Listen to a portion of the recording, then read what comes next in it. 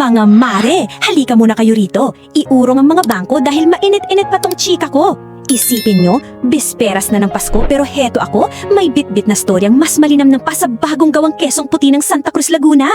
Akala nyo ba sa pelikula lang may lalaking akala mo ay pagmamay-ari ang oxygen sa mundo dahil sa kapal ng pitaka? Nako, dyan kayo nagkakamali. Kilalanin nyo si Jax Alcacid, ang hari ng Makati. Isang bilyonaryo na kasing lamig ng simoy ng hangin sa Sierra Madre ang puso at ang tingin sa Pasko ay istorbo lang sa negosyo. Pero mare, ang tadhana mahilig sa twist. Sinong mag-aakala na ang isang lalaking kasing tigas ng semento sa Ayala Avenue ay mapapadpad sa gitna ng Laguna at makakatagpo ng kanyang katapat? Heto ang ating panlaban na probinsyana, si Cheska. Bit-bit ang kanyang diskarte at ang tamis ng kanyang ngiti, hindi niya alam na isang hari pala ang kakatok sa pinto nila sa Santa Cruz. Handa na ba kayong saksihan kung paano ang isang mapangmatang CEO ay magiging asawang marupok sa gitna ng Noche Buena? I-ready na ang palamig dahil ito na ang Noche Buena ng mga marupok! Nagsimula ang lahat isang gabing maulan sa Santa Cruz, Laguna, mare. Habang abalang-abala si Cheska sa pag-aayos ng mga order na kakanin para sa Pasko, isang mamahaling itim na sports car ang biglang huminto sa tapat ng kanilang bakuran. Lumabas ang isang lalaking naka-designer suit na basang-basa sa ulan, si Jax Alcacid. Gwapo sana, pero ang mukha parang pinagsakluban ng langit at lupa sa sobrang sungit habang tinitignang ang maputik na kalsada. "My car broke down and there's no signal here. I'll pay you 50,000 to let me stay for the night." Bungad niya nang hindi man lang bumabati o nagpapakilala. Napataas ang kilay ni Cheska habang bitbit ang isang tray ng mainit na bibingka. "Sir, dito sa Santa Cruz, ang tulong ay hindi binabayaran, pero ang respeto kailangang pagtrabahuan. Kung gusto mo ng higaan, pumasok ka at tumulong ka sa pagbabalot dahil kulang kaming tao at marami kaming kailangang i-deliver bukas." Napatulala si Jax, siya na hari ng Makati ay inuutusan ng isang taga-Laguna na magtrabaho para sa isang tuluyan? Dahil wala siyang choice, nanginginig na sa ginaw at wala talagang signal ang kanyang iPhone 16, pumasok ang bilyonaryo sa maliit na bahay bit-bit ang kanyang mamahaling maleta na Louis Vuitton. Doon nagsimula ang bangayan nila sa loob ng maliit na kusina, mare. Si Jax, panay ang reklamo sa mga lamok, sa usok ng kahoy at sa amoy ng ginagawang latik na humahalo sa kanyang mahal na pabango. Habang si Cheska naman ay walang takot na sinusulpal ang bawat hirit niya. "Sir, kung ayaw mo ng amoy probinsya, doon ka sa labas matulog kasama ang mga itik sa kulungan. Siguradong masarap ang tulog mo doon." Banat ni Cheska sabay abot sa kanya ng isang apron. Hindi alam ni Jax na sa gabing yon, hindi lang ang makina ng sports car niya ang bumigay, kundi pati na rin ang pader ng puso niya na matagal na niyang pinatigas. Kinabukasan, mare, imbes na makalayas ang lolo nyo, nalaman ni Jax mula sa talyer na Lunes pa makakarating ang tow truck mula Makati dahil sa dami ng holidays. Wala siyang choice kundi makipasko muna sa Santa Cruz. At dahil si Cheska ay palaban at gustong turuan ng leksyon ng mapagmataas na bilyonaryo, binigyan niya si Jax ng isang gawain na hinding-hindi nito makakalimutan, ang tumulong sa paggawa ng kesong puti. Isipin niyo ang CEO na sanay sa aircon ng boardroom, ngayon ay pinagpapawisan sa tapat ng malaking kawali habang tinuturuan ni Cheska kung paano ang tamang pagmold ng keso gamit ang dahon ng saging. "This is unsanitary and totally beneath me. I am a CEO. I manage people. I don't touch goat's milk." Reklamo ni Jax habang pilit na inaayos ang kanyang gusot na polo shirt. Pero tawa lang ng tawa si Cheska habang pinapanood siyang mahirapan sa paghawak ng dahon. "Sir, sa Makati ka hari, pero dito sa Laguna, kailangan mong maging kapaki-pakinabang kung ayaw mong magutom. At saka, tignan mo nga, bagay sa iyong ang apron, mukha kang tao, hindi robot." Biglang napatigil si Jax at naramdaman niyang umiinit ang kanyang mga pisngi sa sinabi ng dalaga na tila ba may kung anong kuryente ang dumaan sa kanya. Doon sa hapon na yun, nung matikman ni Jax ang fresh na keso na siya mismo ang nagmold kasama ang mainit na pandesal mula sa panaderia sa kanto, napapikit ang bilyonaryo sa sarap. Iba pala ang lasa ng pagkaing pinaghirapan mo at kinakain sa ilalim ng puno habang pinapanood ang sunset sa Santa Cruz. "You know, this isn't bad at all," mahinang sabi niya habang ninanakawan ng tingin ang nakangiting mukha ni Cheska. Napansin ni Cheska na unti-unti nang lumalambot ang hari ng Makati at sa unang pagkakataon, nakita niyang ngumiti ito, isang tunay na ngiti na hindi para sa camera ng Forbes magazine. Mary, ito na ang parteng nakakaantig ng puso. Hinamo ni Cheska si Jax na sumama sa simbang gabi sa makasaysayang simbahan ng Santa Cruz. Noong una ay ayaw ni Jax dahil hindi naman daw siya relihiyoso at mas gusto niyang matulog. Pero nung makita niyang lumabas si Cheska mula sa kwarto suot ang kanyang simpleng white dress na bumagay sa kayong mangginitong balat, napasunod ang lolo niyo parang tupa. Sa gitna ng lamig ng madaling araw, magkatabi silang nakatayo sa plaza habang pinagmamasdan ng mga makukulay na parol at ang mga pamilyang nagtatawanan. Habang naghihintay na magsimula ang misa, nagbukas ang puso ni Jax kay Cheska. Sinabi niya na simula nung mawala ang mga magulang niya noong bata pa siya, naging routine na lang ang buhay niya. Puro trabaho, puro kompetisyon, at wala nang saysayang Pasko dahil mag-isa lang siya sa malaking mansyon niya. Hinawakan ni Cheska ang kamay niya sa gitna ng maraming tao, isang hawak na puno ng init at pagdamay. Dito sa Laguna, Jax, hindi ka nag-iisa. Hayaan mong ang Paskong ito ang magpaalala sa iyo na ang tunay na yaman ay nasa mga taong nasa paligid mo, hindi sa bank account mo, bulong ni Cheska. Nung matapos ang misa, sabay silang kumain ng mainit na bibingka at putong bumbong sa tapat ng simbahan habang naglalakad pabalik. Ang hari ng Makati na dati ay ayaw madikitan ng ordinaryong tao, ngayon ay enjoy na makisalamuha sa mga taga Santa Cruz. Doon niya naramdaman ang tunay na magic ng Pasko, yung simpleng kaligayahan na hindi nabibili ng kahit anong credit card. Mare, kung nakita niyo lang kung paano siya tumingin kay Cheska sa ilalim ng liwanag ng buwan, alam niyo na agad na tiklop na talaga ang bilyonaryo at handa na siyang iwan ang korona niya para sa dalaga. Akala nyo ba titigil ang pagiging workaholic ni Jax? Hindi mare, dahil may malaking merger siyang kailangang tapusin sa mga banyagang investors, naghalap siya ng signal sa tabi ng Laguna de Bay para sa isang multi-million-dollar Zoom call. Isipin mo, naka-suit jacket siya sa itaas pero naka-short sa tsinelas lang sa ibaba, habang nakaupo sa isang balsa, bamboo raft, para lang makakuha ng malakas na 5G signal mula sa tower. Yes, the acquisition must proceed at all costs, sigaw niya habang may mga mangingisdang dumadaan sa likod niya na may dalang mga itik at lambat. Si Cheska naman ay halos mamatay sa tawa habang pinapanood ang bilyonaryo na seryosong-seryoso sa pakikipag-usap sa mga kano habang may mga manok na pumuputak sa background. Sir, baka mahulog ang laptop mo sa lawa, sayang naman yan, pambili na yan ng 1 ektaryang palayan, panunokso ni Cheska. Pero nung makita ni Jax na nahihirapan si Cheska sa pag-aayos ng mga mabibigat na basket ng paninda sa palengke, mabilis siyang nag-mute sa call, bumaba sa balsa at kinalimutan ang kanyang multi-million-dollar deal para lang tulungan ang dalaga. Doon lalong napahanga si Cheska sa bilyonaryo.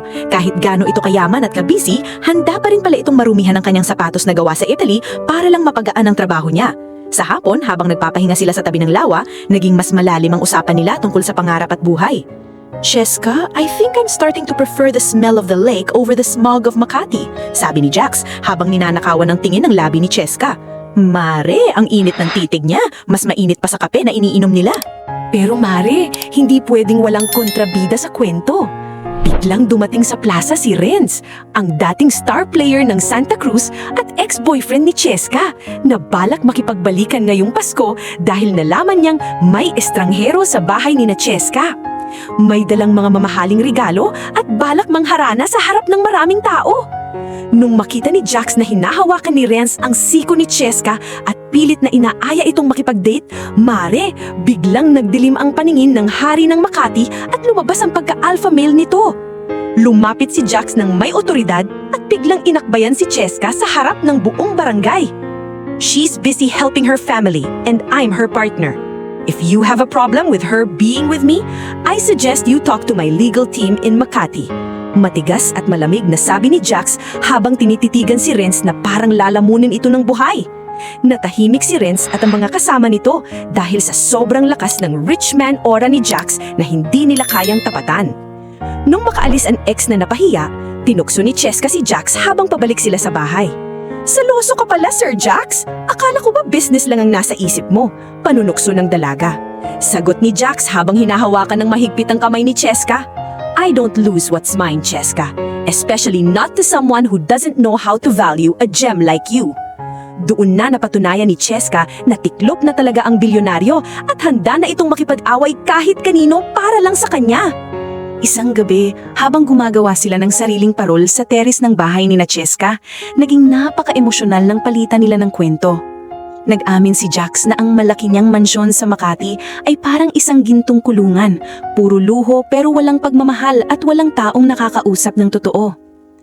I've been the king of Makati for so long, but I've been living in a fortress of loneliness until I met you here in Santa Cruz. Pag-amin niya habang nakatingin sa makulay na parol na ginagawa nila. Niyakap siya ni Cheska mula sa likod at nangakong hinding-hindi siya nito iiwan hanggat kailangan niya ito. Dito sa amin, Jax, hindi pera ang sukatan ng halaga ng tao, kundi ang malasakit. Manatili ka lang dito at magiging buo uli ang puso mo, sabi ni Cheska ng may katapatan. Doon sa dilim ng gabi, nagkaroon sila ng isang napakaromantikong sandali na akala mo ay sa pelikula lang nangyayari, kung saan naramdaman nila ang tunay na koneksyon sa isa't isa. Pero Mare, biglang tumunog ang phone ni Jax, isang emergency call mula sa kanyang COO. May nagaganap na sabotahe sa kumpanya niya sa Makati at kailangan niyang bumalik agad o mawawala ang lahat ng pinaghirapan niya ng 10 taon. Bakas sa mukha ni Jax ang matinding sakit at pag-aalinlangan habang nagpapaalam kay Cheska sa madaling araw. I have to fix this, but please wait for me. I'll be back before Noche Buena. Huling hirit niya bago humarurot ang kanyang sasakyan pabalik ng Maynila. Iniwan si Cheska na may luhang pumapatak. Naging napakalungkot ng mga sumunod na araw para kay Cheska sa Santa Cruz. Akala niya, katulad lang si Jax ng ibang lalaki na dadaan lang sa buhay niya para saktan siya. Lalo na't hindi na ito sumasagot sa kanyang mga text at tawag dahil abala sa boardroom war sa Makati. Ang note na iniwan ni Jax ay paulit-ulit niyang binabasa, pero habang papalapit ang Pasko, lalong nawawalan ng pag-asa ang dalaga. Ang buong bahay ni Cheska ay tila nawalan ng kulay, kahit na puno ito ng mga dekorasyong ginawa nilang dalawa ni Jax. Habang nasa Makati, napanalunan ni Jax ang kaso sa boardroom at nasagip ang kanyang kumpanya mula sa pagbagsak, pero hindi siya makaramdam ng kahit anong saya o tagumpay. Ang tanging nasa isip niya ay ang amoy ng kesong puti, ang tunog ng tawa ni Cheska at ang pangako niyang babalik siya sa Laguna.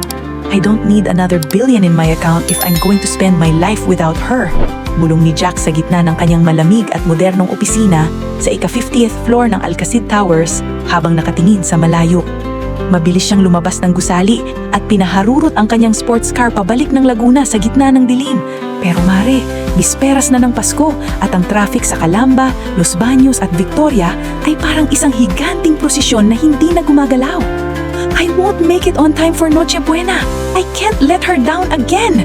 Sigaw ni Jax sa inis habang hinahampas ang manibela. Sa gitna ng traffic, gumawa siya ng isang napakaradikal na desisyon na tanging isang bilyonaryo lang ang makakagawa para lang makahabol sa babaeng mahal niya. 11:00 ng gabi sa Santa Cruz, Laguna at malungkot na naghahanda ang pamilya ni Cheska para sa Noche Buena. Wala si Jax at kahit namang pilit ni Cheska na magpakita ng saya sa kanyang mga magulang, halatang durog ang puso niya habang nakatingin sa bakanting upuan sa hapagkainan. Pero biglang, sa gitna ng katahimikan ng gabi, may narinig silang malakas na hangin at ugong mula sa langit na tila ba may paparating na bagyo. Ang mga kapitbahay ay nagsilabasan dahil may isang helicopter na puno ng Christmas lights ang umiikot sa itaas ng malawak na field sa likod ng bahay ni Chesta. Dahan-dahang lumapag ang helicopter sa gitna ng palayan at mula doon ay lumabas ang hari ng Makati, si Jax Alcacid. Nakasuit pa rin siya pero gusot-gusot na, walang sapatos dahil naiwan sa sasakyan sa traffic at bitbit ang mga dambuhalang basket ng mga imported na regalo at isang malaking banner na may nakasulat na In Home Cheska. Tumakbo si Cheska ng walang pag-aalinlangan at niyakap si Jax ng napakahigpit sa gitna ng malakas na hangin mula sa elisen ng helicopter. You came back! You actually came back! Iyak ni Cheska habang nakabaon ang mukha sa dibdib ni Jax. Sagot ni Jax habang hinahalikan ang noo ng dalaga, I told you I wouldn't spend Christmas anywhere else. I fixed the empire, but I realized it's absolutely nothing without my queen here in Santa Cruz. Naghiyawan ang lahat ng mga marites at mga taga-barangay sa paligid. Ang bilyonaryo hindi lang nag-deliver ng mamamahaling regalo, nag-deliver din siya ng pinakamatinding kilig sa buong kasaysayan ng Laguna. Habang kumakain sila ng Noche Buena kasama ang pamilya ni Cheska, biglang tumayo si Jax sa harap ng lahat at humingi ng atensyon. Inilabas niya ang isang maliit na velvet box mula sa kanyang bulsa at bumukas ito. Isang dambuhalang diamond ring na nagre-reflect sa liwanag ng mga Christmas lights. Cheska, I have everything a man could ever dream of in Makati. But my soul was empty until I met you and your family here. Simula niya nang may panginginig sa boses na puno ng emosyon. Dahan-dahang lumuhod ang bilyonaryo sa sahig na gawa sa lumang nara sa harap ni Cheska. Mare, ang lalaking hindi yumuyuko sa kahit sinong makapangyarihang tao, ngayon ay nakaluhod sa isang simpleng bahay sa probinsya. Cheska, you taught me that life is about the simple moments, the kesong puti, the sunsets, and the love we share. Will you marry me and make me the luckiest man in Laguna and the whole world? Tanong niya habang nakatingin ng diretsyo sa mga mata ni Cheska. Umiiyak na sumigaw ng yes! 1,000 beses na yes! Si Cheska habang isinusuot ni Jax ang singsing sa kanyang daliri. Sabay-sabay na nag-fireworks sa plaza ng Santa Cruz at naghiyawan ang buong pamilya.